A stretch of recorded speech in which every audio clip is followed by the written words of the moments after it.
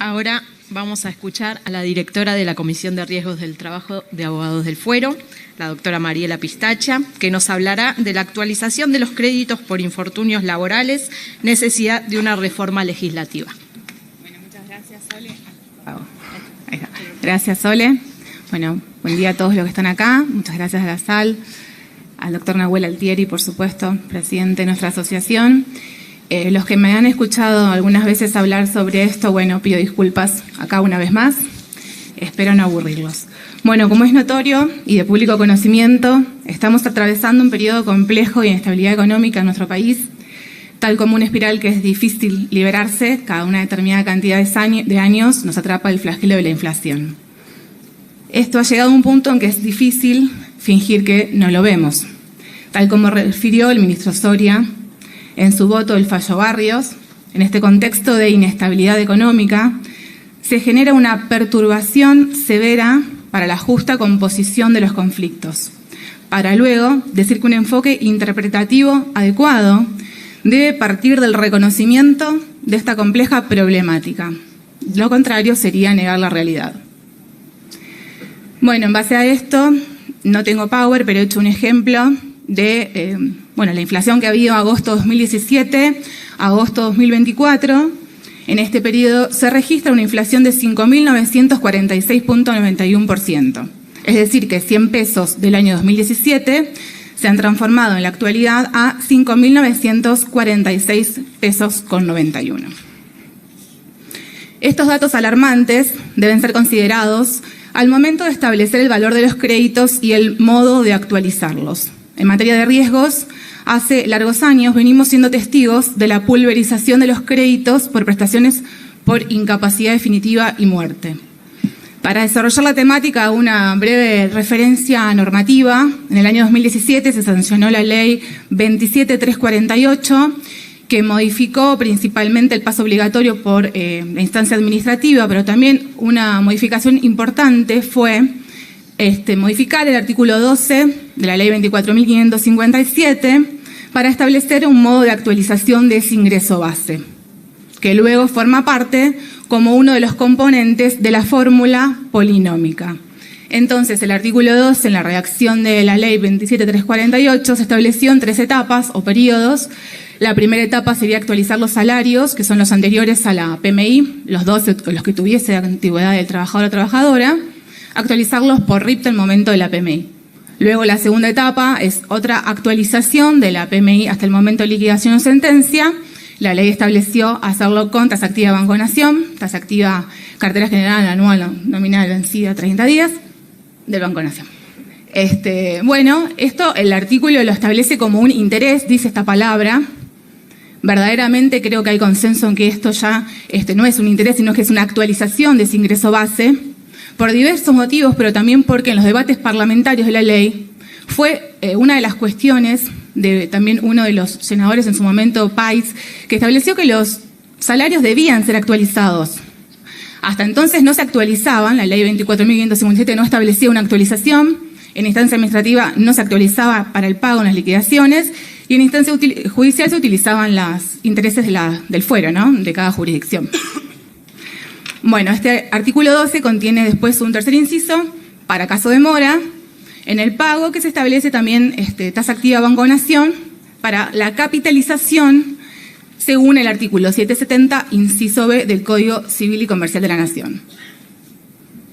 Ahora bien, este artículo 12 ha generado desde hace largos años debates y planteos de las partes acerca de su interpretación. Por un lado, por una deficiente técnica legislativa, y por el otro, porque en el año 2019 se dictó el DNU 669 del 19, que introdujo ciertas modificaciones a este artículo.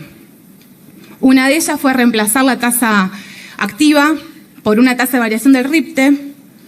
Fue la más importante, pero no la única. El 669 también otorga facultades reglamentarias a la SSN a fin de que dicte normas aclaratorias y complementarias de este artículo 12, tendientes a simplificar el pago de las indemnizaciones y agilizar la terminación de los procesos judiciales en beneficio de los trabajadores. Eso es lo que mandó el artículo del DNU como una de las facultades que puede tener la SSN.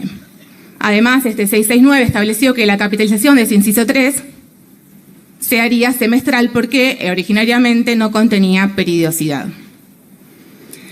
Bien, la constitucionalidad de este decreto ha sido cuestionada, su aplicación muy resistida.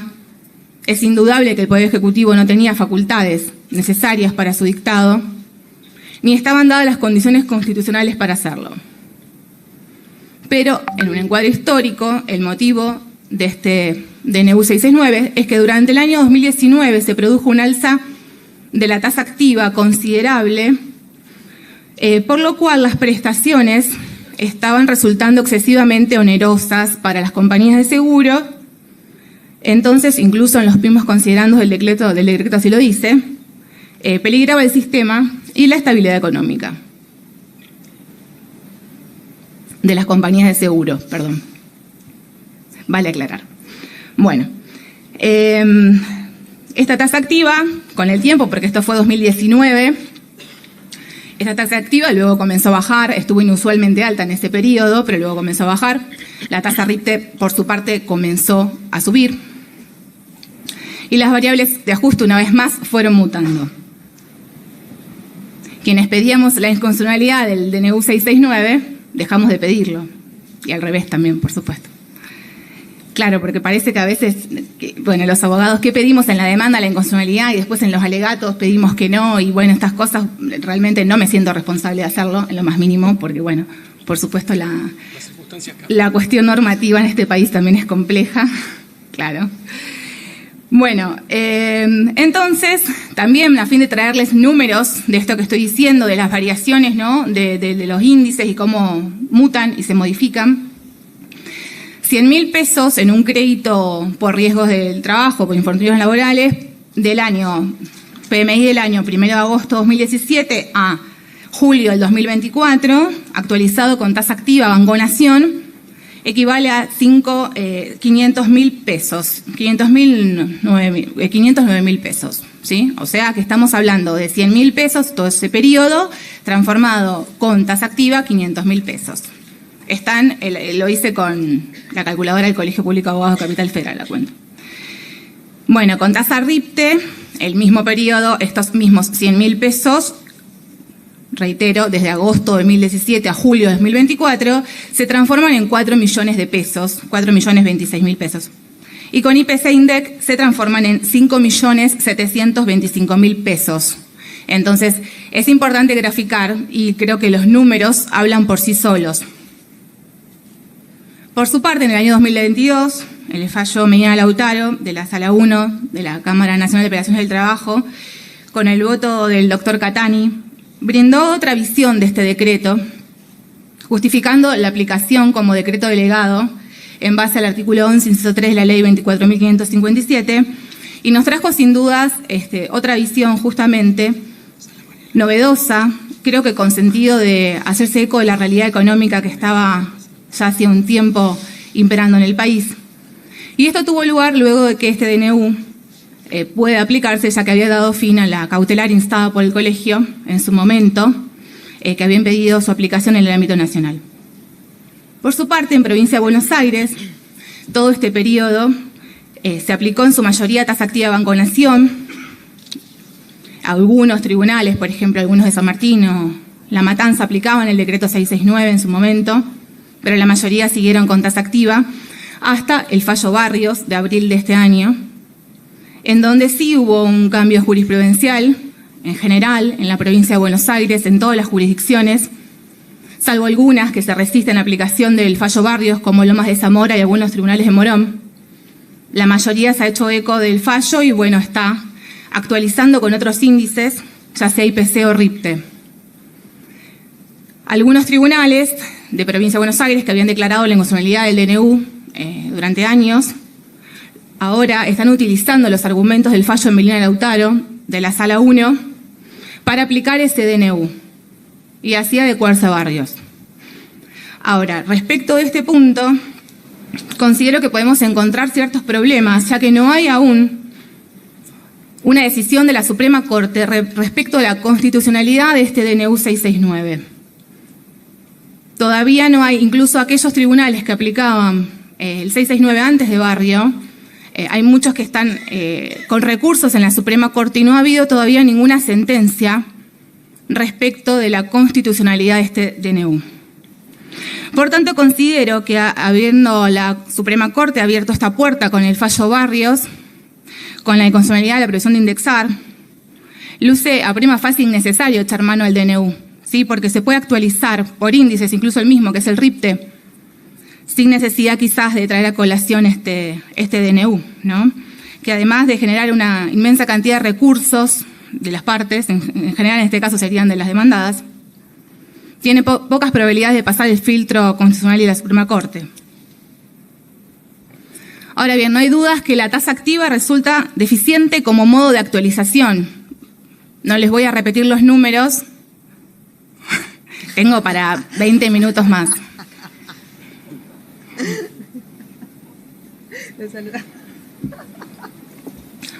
Prometo que ya resumo. Trato. Dale, gracias. No, me quedan 2 minutos, pero bueno, me voy a pasar 1, 3, dale.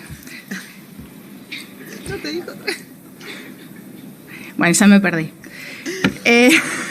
La tasa activa no es. La tasa activa no es muy superior a la tasa pasiva VIP, y lo que les quería decir es que, bueno, el fallo Barrios, creo que todos los que estamos acá lo hemos leído, lo dice, y hay un cuadro, incluso la doctora Laura Cáceres ayer lo trajo a colación en su Power y estaba ahí los números.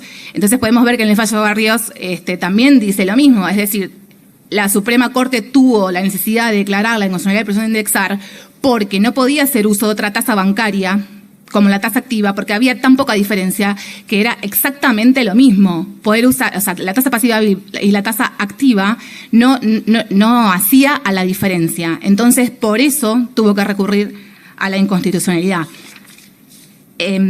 Básicamente, no cumple los requisitos de razonabilidad la tasa activa. Eso ya quedó claro. Perfecto.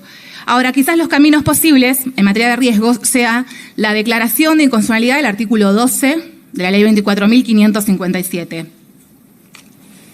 Esta fue una de las soluciones propuestas por el Tribunal 3 de La Plata, el 6 desde Lanús. Esperamos con el tiempo contar con otros, por supuesto, y quizás haya y no me han llegado, por supuesto, si es así me hacen saber.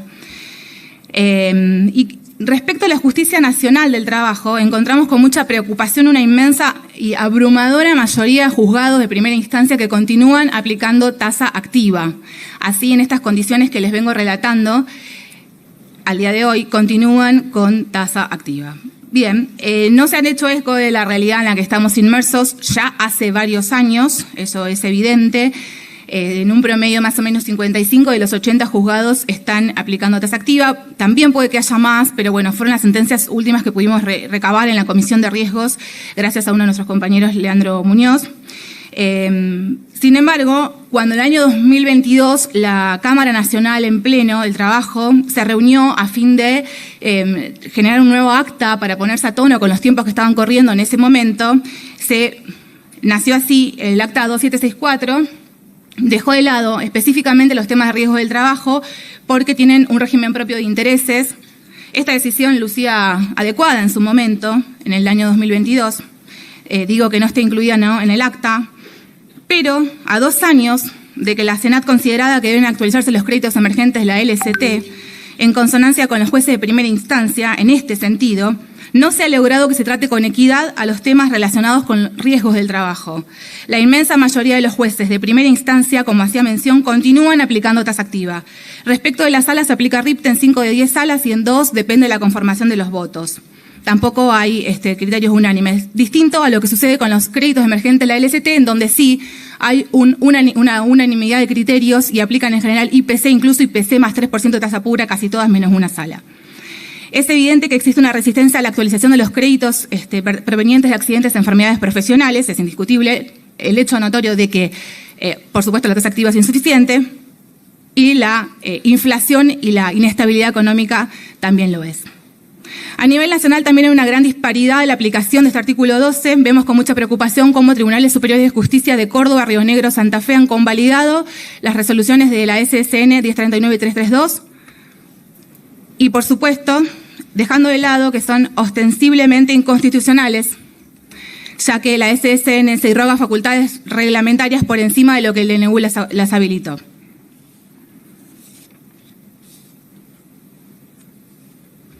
Toda esta dispersión jurisprudencial genera una gran inseguridad jurídica, no hay parámetros claros de cuáles son los valores y los montos que corresponden por un accidente o una enfermedad del trabajo. El azar decide el valor de los créditos. Por supuesto, depende de qué juzgado nos toque, qué sala nos toque, en qué tribunal nos toque litigar. Propongo una reforma legislativa. Mira, justo me agarro al final. Quizás es demasiado una reforma legislativa a 7 años de la sanción de la ley, pero un interés compensatorio que se puede agregar, que están aplicando casi todas las salas y todos los juzgados a los créditos emergentes de la LST, podría estar en la Ley de Riesgo de Trabajo, ¿por qué no? De acuerdo al 768 del Código Civil y Comercial de la Nación. Y además, incluir la actualización con IPC o RIPTE, un promedio de ambos, porque obviamente el RIPTE sube mucho más despacio que el IPC, y como diría Nahuel Altieri, porque sube ¿por dónde? Por el ascensor. Entonces podría ser un promedio de ambos o también del convenio colectivo aplicable de acuerdo al sector que corresponde al momento de la sentencia de liquidación, y me quedaba un poquito más, pero bueno, ya... Terminamos ahí con un aplauso.